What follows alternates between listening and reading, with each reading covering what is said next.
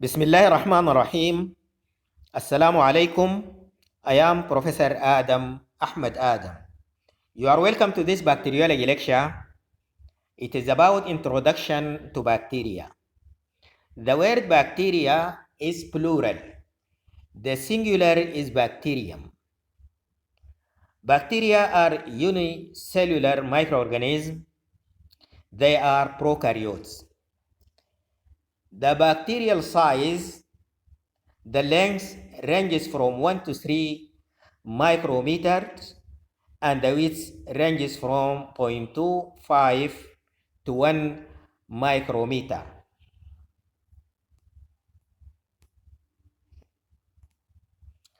Bacteria are dense population in Earth. They are more than all plants and animals. There are about 5 times 10 to the power 30 bacteria on Earth. They constitute about 13% of Earth biomass, the living organism, versus humans. Humans constitute about 0.01% of Earth's biomass. In soil, there are about 40 times 10 to the power 6 bacterial cells per gram of soil. In fresh water, there are about 10 to the power 6 bacterial cells per ml of fresh water.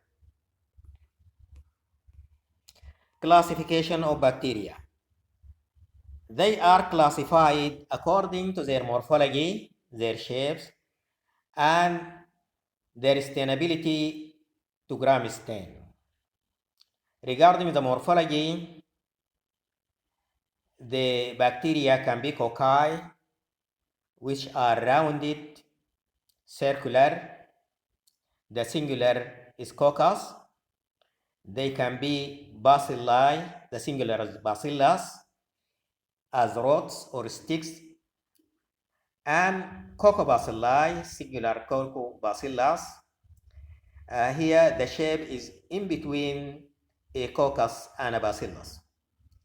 The spirochete, here the shape is a zigzagging shape like what you see in the picture. We come to the stainability by gram stain. So they are either stained by gram stain or not stained.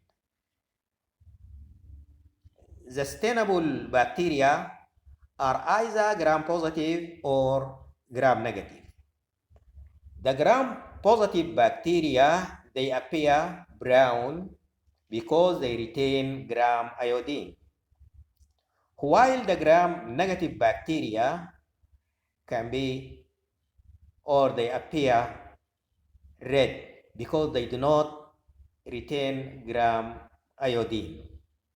The gram positive can be cocci and bacilli, but the gram negative can be cocci, bacilli, and coccobacilli. The spores. Some bacteria produce spores, some of them, not all. The spores are resistant stages against adverse physical and chemical conditions and nutrient deficiency. These are adverse conditions. When the vegetative bacterium is exposed to adverse conditions, so as not to die, it changes itself into spore. But when the conditions become favorable, the spore will germinate into vegetative bacterium, as you see in the figure. The comparison of gram positive to gram negative. The upper one gram positive, the lower one is gram negative. You see here the black arrows are pointing to different structural components, but the most important, the red arrows. Red arrows are pointing to a component peptidoglycan in the cell wall. It is thick in gram positive but thin in gram negative. So being thick in gram positive makes it gram positive. Look down in gram negative, the outer membrane, the green arrow. This is the lipopolysaccharide plus protein, endotoxin. This is a virulent factor. It is found in gram negative but absent in gram positive. The genetic material. Chromosomal DNA contains a single chromosome. This is found in all bacteria. It is circular, double-stranded DNA located in the nucleoid. There is no true nucleus in bacteria. Plus or minus plasmid. Plasmid is an extra chromosomal DNA found in some bacteria, not all of them. Look at the figure.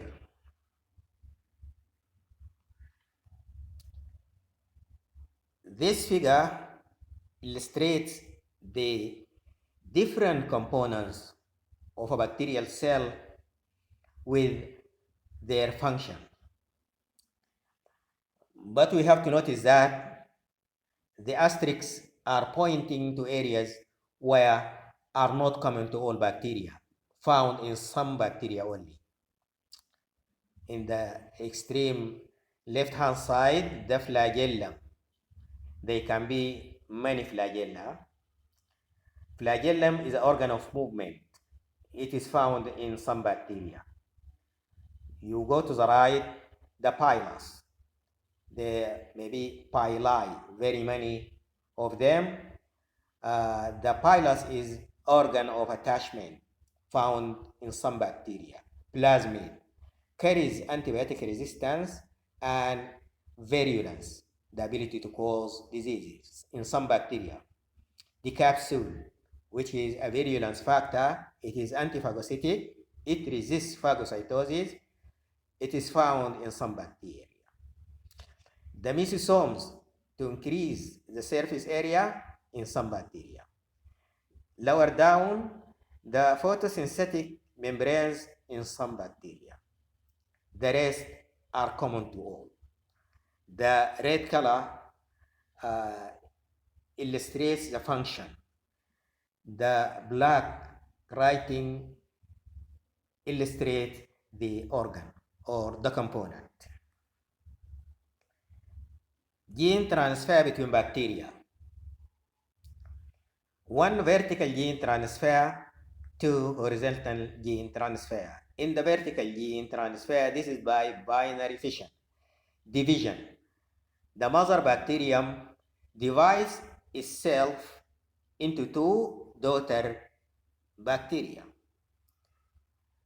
Here, the horizontal occurs through one of the four ways: conjugation, transformation, transduction, and visiduction.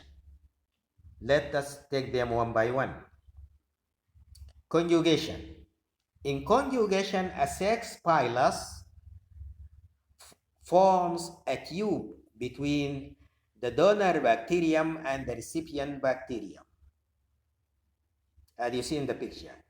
The donor bacterium produces a copy of the gene to be transferred and transfers it to the recipient bacterium through the tube. And then the tube closes.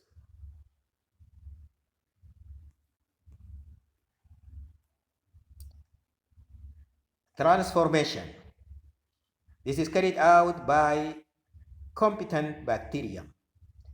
If the bacterium is exposed to stress, it will be competent. How? It will be able to take a gene in the environment, free gene in nature, in a gene pool. So the bacterium becomes competent and uptakes free DNA from a gene pool. Transduction. The DNA is taken from the donor bacterium by a bacteriophage. Bacteriophage is a virus that infects bacteria. Then the bacteriophage injects the genes into the recipient bacterium, as you see here in the picture. Vesiduction. The donor bacterium forms an external vesicle containing genes, maybe one or more, and attaches itself to the recipient bacterium.